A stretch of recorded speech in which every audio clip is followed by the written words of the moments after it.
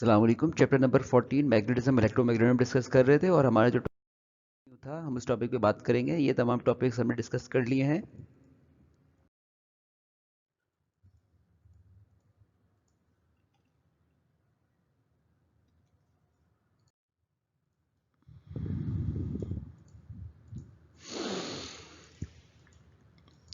हम AC generator discuss कर रहे थे और एसी जनरेटर के बाद हम डीसी जनरेटर को डिस्कस करेंगे। शुरुआत करते हैं एसी जनरेटर के बारे में। ए यहाँ पर ऑल्टरनेटिंग को रिप्रेजेंट कर रहा है और सी यहाँ पे करंट को। Alternating current generator. तो एसी जनरेटर क्या है? एसी जनरेटर एक ऐसी इलेक्ट्रिकल डिवाइस को कहा जाता है जिसका वर्क होता है कि वो कन्वर्ट करे मैकेनिकल एनर्जी को इलेक्ट्रिकल एनर्जी के अंदर। तो आप कह सकते हैं कि AC generator is a source of electrical energy. Electrical energy के लिए आपको क्या यूज़ करना पड़ेगा? एसी जनरेटर को यूज़ करना पड़ता है। आप इस डायग्राम में देख सकते हैं कि इस डायग्राम के अंदर जो है ये कॉइल मूव करता है और कॉइल मूव करने से यहाँ पर आपको आउटपुट मिलता है। वो आउटपुट इलेक्ट्रिकल एनर्जी की सूरत में होता है। जबकि जब आप कॉइल को मूव करेंगे तो बेसिकली मूविंग कॉइल है और इस मूविंग कॉइल में जो एनर्जी हम सप्लाई करेंगे वो सब मैकेनिकल एनर्जी होगी। अब बात ये करते हैं कि ये एसी जनरेटर काम कैसे करता है, इसका वर्किंग प्रिंसिपल क्या है। तो एसी जनरेटर का जो वर्किंग प्रिंसिपल होता है वो कुछ ये है कि जैसे ही आप बात करते हैं फैराडेस लॉ के हवाले से, तो फैराडेस लॉ के मुताबिक आप अगर मैग्नेटिक फ्लक्स चेंज करें तो मैग्नेटिक फ्लक्स को चेंज करने की वजह से ईएमएफ इंड्यूस हो जाती है किसी भी कॉइल के अंदर। तो यहाँ पर भी हम यही करते हैं कि फैराडेस लॉ के अकॉर्डिंग हम इस कॉइल को मूव करवाते हैं मैग्नेटिक फील्ड के अंदर। तो जब हम मूव करवाते हैं तो कभी फ्लक्स इंक्रीज और कभी फ्लक्स डिक्रीज हो जाता है। तो फ्लक्स के इंक्रीज और डिक्रीज होने से यहाँ पर हम कहते हैं कि ईएमएफ इंड्यूस हो गई। तो प्रिंसिपल ऑफ वर्किंग क्या है इसका? कि मैग्नेटिक फील्ड मौजूद होगी जिसके अंदर आप फ्लक्स चेंज करेंगे और ईएमएफ इंड्यूस हो जाएगी। तो इस तरीके से हम यहाँ पर प्रोड्यूस करवाते हैं ईएमएफ को बाय चेंजिंग मैग्नेटिक फ्लक्स और बाय अप्लाइंग फैराडेज लॉ। तो ये हमने प्रिंसिपल ऑफ वर्किंग को डिस्कस किया। अब हम बात करेंगे यहाँ पर एक एसी जनरेटर के अंदर क्या क्या एसेंशियल पार्ट्स होने चाहिए। तो एसी जनरेटर के अंदर जो एसेंशियल पार्ट्स होने चाहिए इस डायग्राम के अकॉर्डिंग, हमारे पास एक मैग्नेट होना चाहिए, ये जिसका नॉर्थ पोल है और ये उसका साउथ पोल है। इसके अलावा हमारे पास यहाँ पर दो रिंग्स होने चाहिए मेटल के बने हुए, जिसको रिंग 1 और रिंग 2, हम इसको स्लिप रिंग कह रहे हैं यहाँ पर। इसके अलावा हमारे पास यहाँ पर दो ब्रशेस होते हैं जिनको हम कार्बन ब्रशेस कहते हैं। तो फील्ड मैग्नेट हम यहाँ पर यूज़ कर रहे हैं। आर्मेचर जो कॉयल है हमारे पास, ये पूरा कॉयल आर्मेचर है। यहाँ पर स्लिप रिंग और कार्बन ब्रशेस के हवाले से हमने बात कर ली है।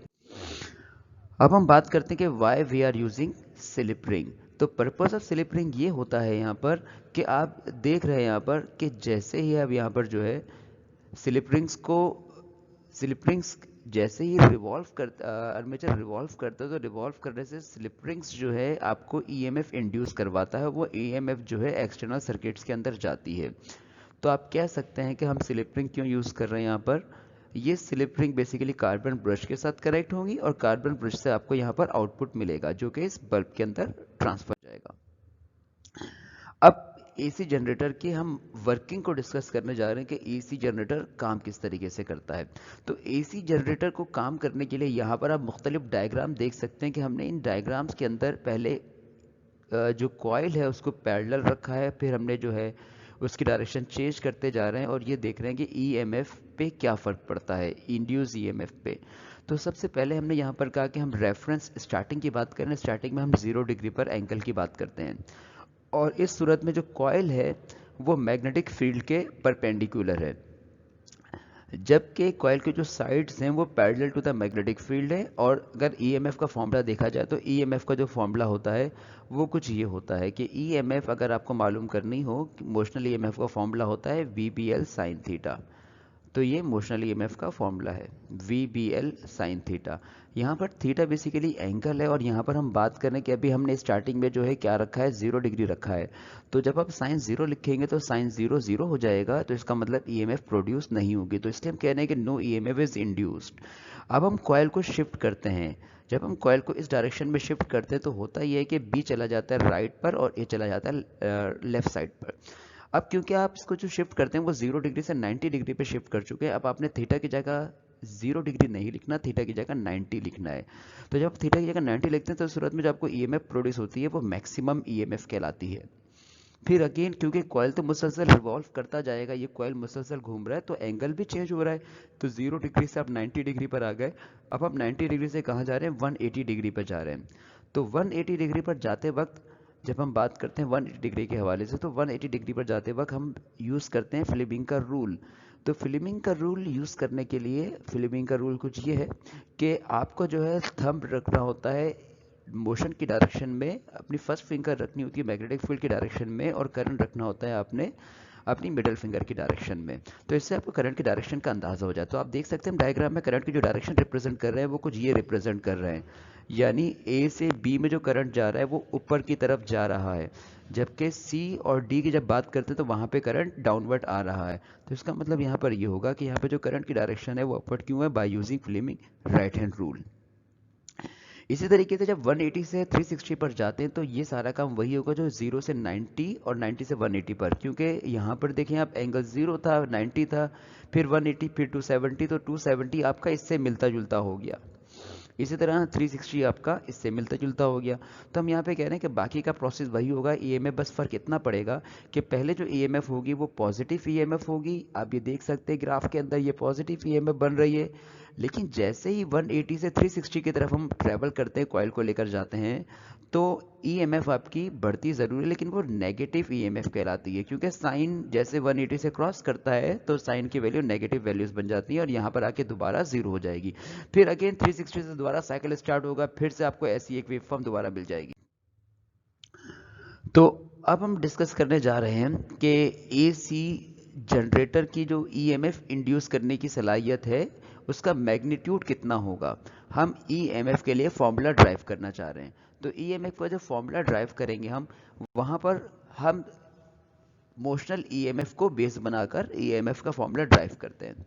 तो मोशनल ईएमएफ का फॉर्मूला होता है वीबीएल साइन थीटा। अगर आप मोशनल ईएमएफ का फॉर्मूला लिखें तो मोशनल ईएमएफ का फॉर्मूला कुछ ये लिखते हैं कि आपको कंडक्टर की वेलोसिटी पता होना चाहिए, जिस मैग्नेटिक फील्ड में वो मूव कर रहा है वो पता होना चाहिए आपको, और जिस डायरेक्शन से मूव कर रहा है आपको इसका भी अंदाज़ा होना चाहिए। तो ये तमाम पैरामीटर तय करते हैं कि ईएमएफ कितनी इंड्यूस होती है। तो ईएमएफ इंड्यूस का फॉर्मूला हो गया वीबीएल साइन थीटा, जिसको मोशनल ईएमएफ भी कहते हैं। तो हम यहाँ पर ईएमएफ इंड्यूस देखना चाह रहे हैं कि हमारे कॉइल ने जो ईएमएफ बनाई है, जिसको हम जनरेटर का नाम दे रहे हैं, ये कितनी होगी। तो यहाँ पर हम कुछ चीज़ें सपोज कर रहे हैं कि हमारा जो कॉइल है वो मूव कर रहा है क्लॉकवाइज डायरेक्शन में, यानी कि इसकी रोटेशन कुछ ये है आपके पास, क्लॉकवाइज डायरेक्शन में रिवॉल्व कर रहा है। जबकि यहाँ पर जो साइड्स हैं हमारे कॉइल के वो मूव कर रही हैं वेलोसिटी v के साथ, और ये जिस मैग्नेटिक फील्ड के अंदर मूव कर रही हैं वो मैग्नेटिक फील्ड हमारे पास b के इक्विवेलेंट हो गया। जबकि यहाँ पर मोशनल ईएमएफ हम कैलकुलेट करने जा रहे हैं। तो motional EMF A B side की अगर बात की जाए तो ए बी साइड की जो मोशनल ईएमएफ है, तो ए बी साइड की मोशनल ईएमएफ, तो ए बी की हमें लेंथ देखनी होगी क्या है। तो हम कहें ए बी की लेंथ एल है, ये जिस वेलोसिटी से मूव कर रहा है वो वी है, और जिस मैग्नेटिक फील्ड में वो बी है। तो ई बी की मोशनल ईएमएफ हो गई ए बी की V B L sine theta. और यही मोशनल ईएमएफ क्या होगी, यही motional EMF C D side की भी होगी। उसकी वजह क्या है, दोनों की लेंथ सेम है, दोनों एक ही मैग्नेटिक फील्ड में, दोनों एक ही वेलोसिटी से मूव कर रहे हैं। तो इसीलिए हमने जो मैग्नीट्यूड ए बी के लिए लिखी थी वही मैग्नीट्यूड हमने सी डी के लिए भी लिख दी।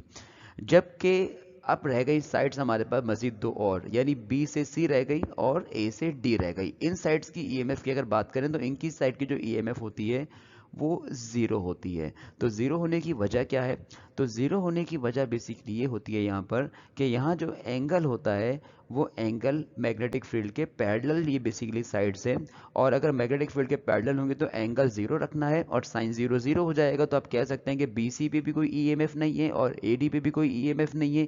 ईएमएफ कहाँ पे होगी, या तो ए बी साइड पर होगी या तो सी डी पर, क्योंकि these both the sides are making 90 degree to the magnetic field. तो यहाँ पर यही वजह है कि हम किसकी ईएमएफ कैलकुलेट करते हैं, ए बी साइड की और सी डी की, जबकि बी सी और ए डी की ईएमएफ हम जीरो कह देते हैं।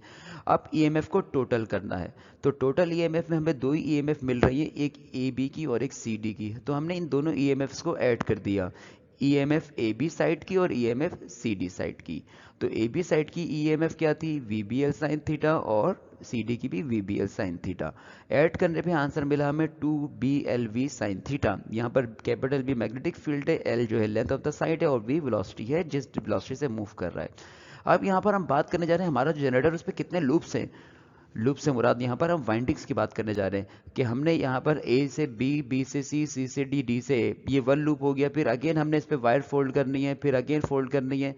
तो अगर हमने यहाँ पर जो नंबर ऑफ वाइंडिंग्स की बात करते हैं तो हमने कितनी वाइंडिंग्स यहाँ पे फोल्ड की हैं, वो n है। तो उस हिसाब से ईएमएफ का जो फॉर्मूला बनता है वो कुछ ये बनता है। तो देखिए 2BLV sin थीटा में हमने सिर्फ और सिर्फ n का इजाफा कर दिया। तो पिछले फॉर्मूले में जो ये फॉर्मूला हमारे पास था, ये फॉर्मूला हमारे पास फॉर 1 टन था। अगर जनरेटर के पास कितने टन होंगे, जनरेटर के पास अगर 1 टन होगा तो ईएमएफ का फॉर्मूला क्या होगा, 2BLV sin थीटा। और अगर मल्टीपल टर्न्स होते हैं हमारे पास, मोर देन 1 होते हैं, तो हम फॉर्मूला क्या लिखते हैं, 2NVBL sin थीटा। अब इस इक्वेशन के अंदर हम सिंबल से बात कर लेते हैं। बी का मतलब मैग्नेटिक फील्ड होता है, वी लीनियर वेलोसिटी है, लेंथ है, और ओमेगा यहाँ पर जो रिप्रेजेंट करता है वो एंगुलर वेलोसिटी है। अब यहाँ पे ओमेगा एंगुलर वेलोसिटी क्या है, तो आप जानते हैं कि यहाँ पर रोटेशन प्रोड्यूस हो रही है, और जब रोटेशन प्रोड्यूस होती है तो उसके पास जो वेलोसिटी होती है, हम उस वेलोसिटी को क्या कहते हैं, एंगुलर वेलोसिटी कहते हैं। तो यहाँ पर हम एंगुलर वेलोसिटी, जबकि एक लीनियर वेलोसिटी है और एक एंगुलर वेलोसिटी है। लीनियर वेलोसिटी, एंगुलर वेलोसिटी यहाँ पर बेसिकली क्या है, तो जब ऑब्जेक्ट मूव करता है तो नंबर ऑफ रोटेशंस की जब हम बात करते हैं तो एक ऑब्जेक्ट एंगल बनाता है। यहाँ अगर ऑब्जेक्ट था P पॉइंट पर और ऑब्जेक्ट यहाँ पर आ गया Q पॉइंट पर, तो ये एंगल बनता है। 1 सेकेंड में कोई ऑब्जेक्ट कितना एंगल बना रहा है, हम इसे कहते हैं उसकी एंगुलर वेलोसिटी। 1 सेकेंड में ऑब्जेक्ट कितना डिस्टेंस कवर कर रहा है P से Q तक, हम इसे कहेंगे इसकी लीनियर वेलोसिटी। तो एंगुलर वेलोसिटी 1 सेकेंड में कितना एंगल है, और लीनियर वेलोसिटी 1 सेकेंड में कितना डिस्टेंस कवर कर रहा है, वो लीनियर वेलोसिटी के लिए। अब हम फर्दर डेरिवेशन में बात करने जा रहे हैं रेडियस ऑफ रोटेशन के हवाले से। यहाँ पर आप जानते हैं कि कॉइल आपका रिवॉल्व कर रहा है, और कॉइल के जो ये साइड है B से C की, इसकी डायमेंशन ब्रेथ है ये, और हमने इसको B से रिप्रेजेंट किया स्मॉल। जबकि A से B जो साइड है हमारे पास, ये लेंथ है और हम इसको L से रिप्रेजेंट कर रहे हैं। तो A से B हो गई लेंथ और B से C हो गई ब्रेथ। अब इसके बाद यहाँ पर क्योंकि जब कॉइल रोटेट करता है तो आपका ये जो आपको नज़र आ रही है डॉटेड लाइन, बेसिकली ये आपका एक्सिस ऑफ रोटेशन है। तो एक्सिस ऑफ रोटेशन पर हमारा ये कॉइल मूव कर रहा है, वो जगह जहाँ पर कॉइल मूव करता है उसे आप एक्सिस ऑफ रोटेशन कहते हैं। तो ये आपका एक्सिस ऑफ रोटेशन हुआ। इस एक्सिस ऑफ रोटेशन के हवाले से जब मैं रेडियस को डिफाइन करता हूँ तो रेडियस का फॉर्मूला क्या बनता है, रेडियस का मतलब होता है distance from centre to the circumference. तो यहाँ पर जब ये घूमेगा तो घूमने पर ये कुछ ये होगा कि ये आपके पास साइड है जिसको हमने कह दिया साइड B, और ये परफॉर्म करती है सर्कुलर मोशन। ये घूमती है इस साइड, तो ये सर्कुलर मोशन परफॉर्म कर रही है। और सर्कल के अंदर रेडियस क्या होता है, सेंटर से लेकर सर्कमफेरेंस तक का डिस्टेंस। तो ये डिस्टेंस कितना होगा, तो ये डिस्टेंस रेडियस है, और इस रेडियस को हम क्या कह देंगे, B डिवाइडेड बाय 2। तो यहाँ पर B/2 क्या हुआ, B/2 हुआ रेडियस। क्योंकि हम जानते हैं कि यहाँ पर एंगुलर वेलोसिटी का कॉन्सेप्ट आ चुका है, रोटेशन प्रोड्यूस हो चुकी है, यहाँ पर एंगल बन रहा है, तो इसलिए हम यहाँ पर एंगुलर वेलोसिटी को डिस्कस कर रहे हैं कि एंगुलर और लीनियर का जो रिलेशनशिप होता है आपस में, वो होता है कि लीनियर वेलोसिटी जो है R टाइम्स एंगुलर वेलोसिटी होती है, रेडियस टाइम एंगुलर वेलोसिटी। अब हम R की जगह जो है बता देते हैं कि जो R है वो क्या है, वो ब्रेथ डिवाइडेड बाय 2 है, यानी ब्रेथ का आप हाफ कर दें तो मिल जाएगा आपको रेडियस। तो R की जगह B डिवाइडेड बाय हमने 2 लिखना है। तो वेलोसिटी हमें मिल गई B ओमेगा डिवाइडेड बाय 2। अपनी इस इक्वेशन को जिसमें हमने वेलोसिटी कैलकुलेट की है, इसको सब्स्टिट्यूट कर देते हैं इस वेलोसिटी की जगह पर इक्वेशन नंबर 1 में। तो V की जो वैल्यू हम यहाँ पे सब्स्टिट्यूट करने जा रहे हैं वो क्या है, तो V की वैल्यू है B ओमेगा, और डिवाइड में क्या लिखा हुआ है हमने 2। तो V की वैल्यू हो गई B ओमेगा डिवाइडेड बाय 2। ये वैल्यू सब्स्टिट्यूट करने के बाद हम जानते हैं कि न्यूमरेटर में भी 2 है और डिनोमिनेटर में भी 2 है, तो हमने इनको कैंसिल कर दिया। तो रह क्या गया, n नंबर ऑफ टर्न्स बाकी रह गए, मैग्नेटिक फील्ड रह गई हमारे पास, B यानी कि ब्रेथ बाकी रह गई हमारे पास, लेंथ रह गई हमारे पास, और ओमेगा रह गई। जबकि थीटा जो है, थीटा किसके बराबर है, थीटा एंगुलर डिस्प्लेसमेंट कहलाता है। और एंगुलर डिस्प्लेसमेंट क्या होता है, जब कोई ऑब्जेक्ट सर्कल में घूमता है तो सर्कल के सेंटर पे एंगल बनता है। With respect to linear displacement आप बात करते हैं कि वो एंगल बन रहा होता है सेंटर पर, हम उसे एंगुलर डिस्प्लेसमेंट कहते हैं। और एंगुलर वेलोसिटी का फॉर्मूला भी ये होता है कि the rate of change of angle with respect to time.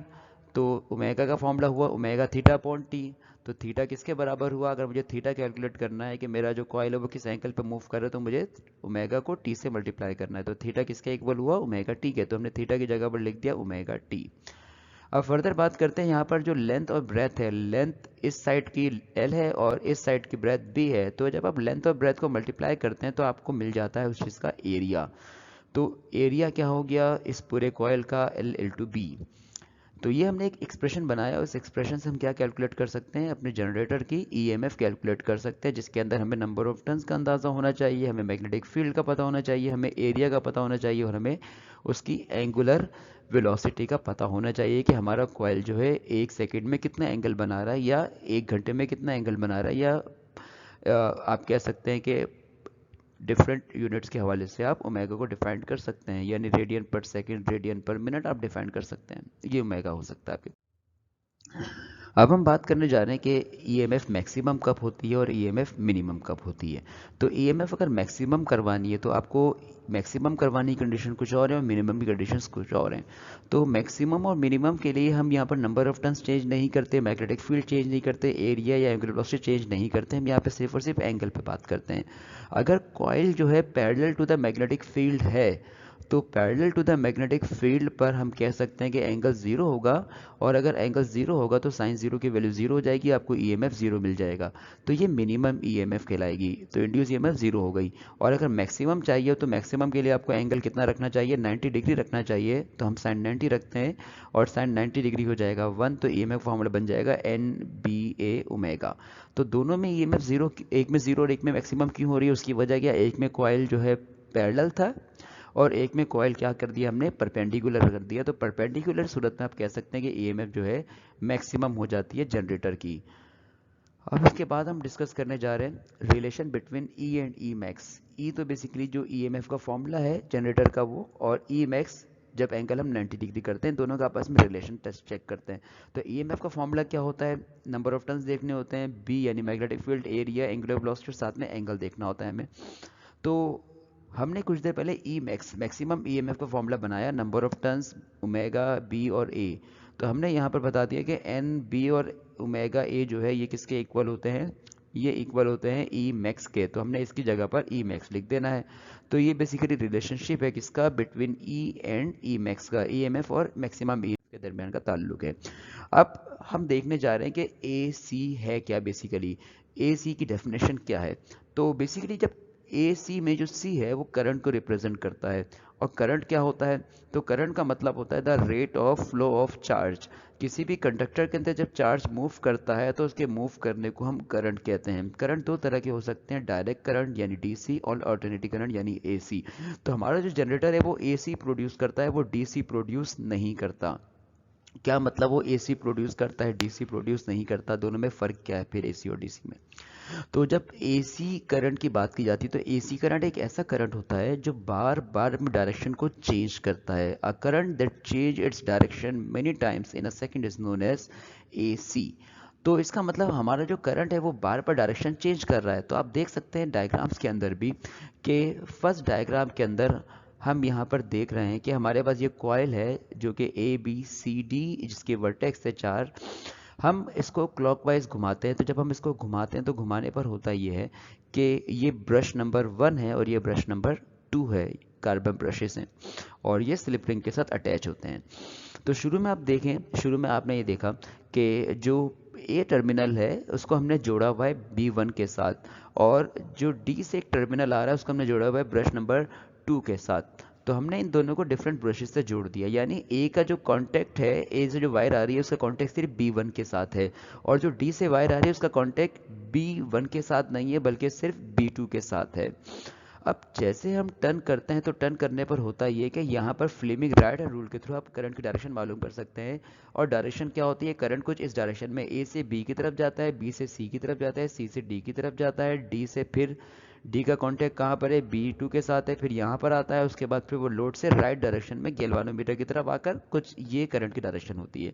लेकिन जब आपने कॉइल घुमा दिया, अब कॉइल घुमाने के बाद 180 डिग्री पर जब आता है तो 180 डिग्री पर क्या होता है, जो साइड CD पहले राइट साइड पर थी अब वो देखिए कहाँ पर आ गई, लेफ्ट साइड पर। जो AB लेफ्ट पर थी अब वो कहाँ पर आ गई, राइट पर। अब अगेन जब आप टर्न करेंगे तो टर्न करने पर क्या होगा, डायरेक्शन करंट की फ्लेमिंग राइट रूल के मुताबिक वही है, बस फर्क इतना है कि पहले करंट AB में ऊपर जा रहा था, अब करंट कहाँ जा रहा है, CD में ऊपर की तरफ जा रहा है। पिछली बार देखें CD में करंट नीचे आ रहा था, यहाँ पर अपवर्ड है, AB में अपवर्ड था, यहाँ पर डाउनवर्ड है। यानी पिछले के लिहाज से दोनों जो यहाँ पर साइड्स थी उसमें करंट की डायरेक्शन चेंज हो गई। तो यहाँ पर देखें कि B2 से करंट बन रहा है, बनने के बाद जो है CD में आया, CD से जो है BA में आया, BA से फिर कहाँ पर आ रहा है, ब्रश नंबर 1 में आ रहा है, ब्रश 1 से फिर गैल्वानोमीटर में आ रहा है, गैल्वानोमीटर से फिर लोड में लेफ्ट साइड पे जा रहा है। तो आपने दोनों डायग्राम में देखा कि फर्स्ट डायग्राम के अंदर करंट राइट डायरेक्शन में ट्रैवल कर रहा है और सेकंड डायरेक्शन में करंट लेफ्ट डायरेक्शन में ट्रैवल कर रहा है। तो इसका मतलब ये हुआ कि करंट की डायरेक्शन अपोजिट हो गई। तो अगर करंट की डायरेक्शन चेंज हो रही है तो इसका मतलब क्या ये डायरेक्ट करंट हुआ, तो हम इसे डायरेक्ट करंट नहीं कहते। हम इसे कौन सा करंट कहते हैं, हम इसे ऑल्टरनेटिंग करंट कहते हैं। तो ऑल्टरनेटिंग करंट क्या है, ऑल्टरनेटिंग करंट आप इन डायग्राम में भी देख सकते हैं कि फर्स्ट डायग्राम में आप देख रहे हैं कि करंट की जो डायरेक्शन है जिसमें पॉजिटिव पोलैरिटी की हम बात कर रहे हैं, पॉजिटिव पोलैरिटी के अंदर करंट की डायरेक्शन कुछ ये है कि करंट जो यूं ट्रेवल कर रहा है, पॉइंट A पर आ रहा है, उसके बाद फिर वो B पर जा रहा है, फिर वो माइनस पे आ रहा है। सेकंड डायग्राम में आप देख सकते हैं कि सेकंड डायग्राम में जो पोलैरिटी है वो नेगेटिव पोलैरिटी, और नेगेटिव पोलैरिटी के अंदर आप देखिए कि करंट जो है प्लस से स्टार्ट हो रहा है और वो माइनस की तरफ जा रहा है। तो इसका मतलब यहाँ पर ये हुआ कि दोनों डायग्राम के अंदर पॉजिटिव पोलैरिटी के अंदर डायरेक्शन कुछ और है करंट की, और वो डायरेक्शन क्या है, आप कह सकते हैं वो डायरेक्शन कुछ ये है, यानी कि क्लॉकवाइज। और सेकंड के अंदर आप देख सकते हैं डायरेक्शन क्या है, तो सेकंड के अंदर जो डायरेक्शन है वो क्या है आपके पास, सेकंड की डायरेक्शन कुछ ये है आपके पास, एंटी क्लॉकवाइज। तो ऐसा करंट जो बार बार डायरेक्शन को चेंज करे आप उसे क्या कहते हैं, ऑल्टरनेटिंग करंट, और शॉर्ट में क्या बोल देंगे आप उसे, AC बोल देंगे। तो AC कौन सा करंट हुआ, AC को हम ऑल्टरनेटिंग करंट कहते हैं। अब बात करते हैं फ्रीक्वेंसी के हवाले से। तो फ्रीक्वेंसी ऑफ AC क्या होता है, फ्रीक्वेंसी ऑफ ऑल्टरनेटिंग करंट क्या होता है, तो फ्रीक्वेंसी ऑफ ऑल्टरनेटिंग करंट होता है कि एक सेकंड में ये कितनी बार डायरेक्शन चेंज करेगा। यानी पहले आपने देखा डायरेक्शन क्या थी, पहले में डायरेक्शन कुछ यूं थी, यूं मतलब आप समझना आसान लफ्ज़ों में कि ये जो है अभी एंटी क्लॉकवाइज थी। फिर उसके बाद क्या हुआ, फिर उसके बाद ये डायग्राम में हमने देखा डायरेक्शन क्या हो गई, डायरेक्शन हो गई क्लॉकवाइज। तो हम ये देख रहे हैं कि ये जो डायरेक्शन चेंज हो रही है कितनी बार चेंज होगी। अगर मैं ये देखता हूँ कि एक सेकंड में ये करंट अपनी डायरेक्शन एंटी क्लॉकवाइज से क्लॉकवाइज होता है, फिर क्लॉकवाइज से एंटी क्लॉकवाइज, फिर क्लॉक से एंटी क्लॉक, एंटी क्लॉक से क्लॉक, बार बार चेंज करे डायरेक्शन, एक सेकंड में कितनी बार डायरेक्शन चेंज करता है ये, हम इसे कहते हैं उसकी फ्रीक्वेंसी। तो फ्रीक्वेंसी क्या हुई, फ्रीक्वेंसी का मतलब हुआ number, how many number of times a current changes it direction in 1 second. अब ये जो EMF है ये डिपेंड किस पे करती है, ये डिपेंड करती है आपकी रोटेशन पे डिपेंड करती है, क्योंकि ओमेगा का फॉर्मूला भी हमने पढ़ा है कि ओमेगा जो होता है वो किसके इक्वल होता है, वो इक्वल होता है 2 पाई और f के इक्वल होता है। ये ओमेगा का फॉर्मूला है। यानी फ्रीक्वेंसी अगर आपने इंक्रीज करनी है तो आपको क्या इंक्रीज करना पड़ेगा, उसकी घूमने की वेलोसिटी बढ़ानी पड़ेगी। जितना तेज घुमाएंगे फ्रीक्वेंसी उतनी ज़्यादा होगी, फ्रीक्वेंसी जितनी ज़्यादा होगी इसका मतलब करंट की डायरेक्शन वो उतनी ही बार ज़्यादा बार चेंज करेगा। तो पाकिस्तान में जो हमें AC मिलता है यानी अल्टरनेटिव करंट हमें प्रोवाइड किया जाता है वो जनरली 50 हर्ट्ज पर होता है, यूजुअली 50 हर्ट्ज पर होता है, और वोल्टेज कितना होता है उसका 220 वोल्ट्स। यानी जनरेटर जो EMF जनरेट कर रहा है वो कितने वोल्ट्स हैं, वो 220 वोल्ट्स हैं, और फ्रीक्वेंसी कितनी प्रोड्यूस कर रहा है वो 50 हर्ट्ज। तो 50 हर्ट्ज का मतलब क्या हुआ, 50 हर्ट्ज का मतलब ये हुआ कि एक सेकंड में एंटी क्लॉकवाइज कितनी बार हो रहा है, 50 बार, और एक सेकंड में क्लॉकवाइज कितनी बार हो रहा है, 50 बार। तो करंट जो है अपनी डायरेक्शन 100 बार चेंज कर रहा है, 50 time clockwise, 50 time anti clockwise. तो यही वजह है कि हमें AC की जो वेव भी मिलती है वो कुछ हमें ये मिलती है। यानी करंट क्योंकि डायरेक्शन चेंज हुई है, तो पहले जब वो एंटी क्लॉकवाइज जा रहा था, लेट सपोज ये पॉजिटिव साइकिल बना रहा था, जब वो एंटी क्लॉकवाइज गया, एंटी क्लॉकवाइज से क्लॉक में, तो नेगेटिव साइकिल बनाया। तो ये हमें कुछ इस तरीके से मिलती है, इसको हम साइन वेव कहते हैं, जो अमूमन हम AC करंट को रिप्रेजेंट करने के लिए बनाते हैं। तो इस तरह की हमें वेव मिलती हैं, पॉजिटिव से नेगेटिव पे शिफ्ट होता है, फिर अगेन नेगेटिव से पॉजिटिव पे शिफ्ट होता है, फिर पॉजिटिव से नेगेटिव शिफ्ट होता है, ये कंटिन्यू होता रहता है। तो ये 1 सेकेंड में कितनी बार हमें वेव मिलती है इस तरह की 50 वेव मिलती है, यानी 50 पॉजिटिव वेव्स और 50 नेगेटिव वेव्स। तो कितने हुए हमारे पास 100 हो गए टोटल वेव्स। तो ये तो मैंने आपको बात बताई पाकिस्तान के हवाले से। अगर मैं मुझसे कहता हूँ कि यूएस के हवाले से बताते हैं कि यूएस में क्या है, तो यूएसए के अंदर जो ईएमएफ इंड्यूस होती है बेसिकली वो 440 वोल्ट्स होती है और 60 हर्ट्ज पर होती है, यानी वहाँ पर जो इंड्यूस ईएमएफ है वो 440 वोल्ट्स है। और कितनी फ्रीक्वेंसी पर वहाँ पे इंड्यूस की जा रही है, तो हमने कहा वहाँ पर इंड्यूस की जा रही है 60 हर्ट्ज पर। तो अलग अलग जगहों पर है, तो वहाँ 440 वोल्ट्स क्यों बन रही है, इसका मतलब वहाँ पर जो जनरेशन है, वहाँ जो जनरेटर की कॉइल की स्पीड है एंगुलर वो ज़्यादा है। तो जब एंगुलर स्पीड ज़्यादा होगी तो फ्रीक्वेंसी भी ज़्यादा हो जाएगी। पाकिस्तान के अंदर जनरेटर जो ईएमएफ इंड्यूस की जा रही है वहाँ पर रोटेशंस की स्पीड कम है, तो कम ईएमएफ हो रही है, तो फ्रीक्वेंसी भी वहाँ पर कम होती है। तो ये तो हमने एसी के बारे में समझा कि why are generator produce AC, क्योंकि हर बार वो करंट की डायरेक्शन चेंज करता है, और जब करंट की डायरेक्शन चेंज हो तो उसे हम एसी कहते हैं, उसे हम डीसी नहीं कहते, डायरेक्ट करंट नहीं कहते अब उसे। अब मैं चाहता हूं कि मैं किस तरीके से ईएमएफ इंक्रीज करूं जनरेटर की। तो कौन कौन से मेथड्स हैं जिनको हम यूज़ करते हैं ईएमएफ को इंक्रीज करने के लिए। तो पहला हमारे पास ये है कि आपने जो है डिस्टेंस को इंक्रीज कर देना है, सॉरी डिस्टेंस को डिक्रीज कर देना है। क्या, मैग्नेट का और कॉइल के बीच में डिस्टेंस आपने कम कर देना है।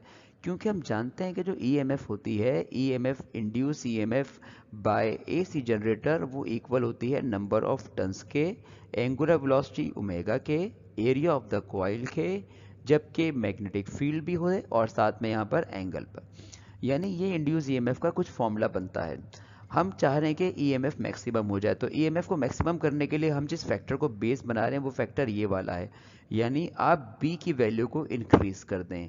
तो अगर आप मैग्नेटिक फील्ड को इंक्रीज कर देंगे तो ईएमएफ भी क्या हो जाएगी, इंक्रीज हो जाएगी। तो ज़्यादा से ज़्यादा ईएमएफ प्रोड्यूस करने के लिए आपने क्या इंक्रीज करना है, आपको मैग्नेटिक फील्ड को इंक्रीज करना है। अब मैग्नेटिक फील्ड इंक्रीज कैसे होगी, तो हमने कहा इंक्रीज करने के लिए आपने कॉइल और मैग्नेट को बहुत ज़्यादा करीब रखना है। जितना ज़्यादा आप करीब रखते हैं तो ईएमएफ ज़्यादा इंड्यूस हो सकती है। सेकंड फैक्टर हमने बात, फर्स्ट फैक्टर पे बात कर ली जो कि स्ट्रॉन्ग मैग्नेट था हमारे पास। अब सेकंड फैक्टर पे बात करते हैं हम, और सेकंड फैक्टर क्या है हमारे पास, फ्रीक्वेंसी ऑफ रोटेशन है हमारे पास। फ्रीक्वेंसी ऑफ रोटेशन हमें बढ़ानी पड़ेगी। अब इस एक्सप्रेशन में फ्रीक्वेंसी ऑफ रोटेशन कहाँ पर है, तो ये जो हमें ओमेगा है, ओमेगा का फ्रीक्वेंसी के साथ कुछ रिलेशनशिप ये बनता है कि जो ओमेगा होता है, ओमेगा इक्वल होता है 2 पाई एफ के। तो फ्रीक्वेंसी ऑफ रोटेशन बढ़ाने का मतलब क्या है, आप 1 सेकंड में लेट सपोज 4 बार घुमा रहे हैं, नहीं आप 1 सेकंड में 50 बार घुमाएं, आप 1 सेकंड में 100 बार कॉइल को घुमाएं। जितना ज़्यादा आप 1 सेकंड में कॉइल को रोटेट करते हैं, ये अगर कॉइल है आप इसको घुमा रहे हैं क्लॉकवाइज डायरेक्शन में, तो एक कॉइल को आपने घुमाया 4 टाइम्स इन अ सेकेंड और एक को घुमाया आपने 50 टाइम्स इन अ सेकेंड। तो जितने साइकिल आप कंप्लीट करेंगे 1 सेकेंड में रोटेशन के हवाले से, वो उसकी फ्रीक्वेंसी मानी जाएगी। तो अगर आप फ्रीक्वेंसी जितनी ज़्यादा करेंगे उसकी एंगुलर वेलोसिटी उतनी ज़्यादा होगी। अगर एंगुलर वेलोसिटी ज़्यादा होगी तो इसका मतलब ईएमएफ भी ज़्यादा होगी। तो ईएमएफ को बढ़ाने के लिए आपको क्या बढ़ानी पड़ती है, फ्रीक्वेंसी ऑफ रोटेशन, यानी उसकी एंगुलर वेलोसिटी बढ़ानी पड़ेगी। एंगुलर वेलोसिटी बढ़ा देंगे तो ईएमएफ बढ़ जाएगी। तो फ्रीक्वेंसी आप डबल कर देंगे तो ईएमएफ डबल हो जाएगी, फ्रीक्वेंसी हाफ कर देंगे ईएमएफ हाफ हो जाएगी। इसके अलावा नंबर ऑफ टर्न्स पर भी डिपेंड करती है ईएमएफ जनरेटर की। आप नंबर ऑफ टर्न्स इंक्रीज कर दें, अगर आप नंबर ऑफ टर्न्स इंक्रीज करते हैं तो नंबर ऑफ टर्न्स के इंक्रीज करने से ईएमएफ इंड्यूस हो जाती है। देखें यहाँ पर नंबर ऑफ टर्न्स ये है लिखे हुए हमारे पास, नंबर ऑफ टर्न्स इंक्रीज करेंगे आप तो ईएमएफ भी बढ़ जाएगी। तो नंबर ऑफ टर्न्स इंक्रीज करने से जो होगा बेसिकली यहाँ पर फ्लक्स ज़्यादा चेंज होगा, फ्लक्स ज़्यादा चेंज होगा तो ईएमएफ ज़्यादा इंड्यूस होगी। तो आपने जो वाइंडिंग्स हैं उन वाइंडिंग्स की तादाद बढ़ानी है। एक जनरेटर के ऊपर जो हम आर्मेचर जिसे कहते हैं कि आपने ये 1 टाइम फोल्ड किया, फिर आपने ये सेकंड टाइम वाइंडिंग की, फिर थर्ड टाइम की, फिर 4 टाइम की, फिर 5 टाइम की, फिर 6 टाइम की, 7 टाइम, 8 टाइम आप करते जा रहे हैं। बेसिकली आप नंबर ऑफ टन्स को इंक्रीज कर रहे हैं। तो जब आप नंबर ऑफ टन्स बढ़ाएंगे तो नंबर ऑफ टन्स बढ़ने से क्या होगा, फ्लक्स ज़्यादा चेंज होगा, फ्लक्स ज़्यादा चेंज होगा तो ज़्यादा ईएमएफ इंड्यूस हो जाएगी। तो ईएमएफ इंड्यूस करने, फैराडेज लॉ में भी आपने देखा था कि ईएमएफ जो डिपेंड किस पे करती है, number of turns per depend करती है। तो नंबर ऑफ टर्न्स आप इंक्रीज करेंगे तो नंबर ऑफ टर्न्स इंक्रीज करने से फ्लक्स जो है बढ़ जाएगा।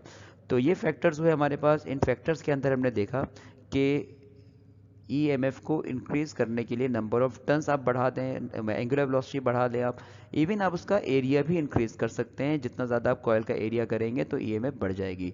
तो अब इस टॉपिक को यहीं पर वाइंड अप करते हैं। इंशाल्लाह आपसे नेक्स्ट लेक्चर के अंदर मुलाकात होती है।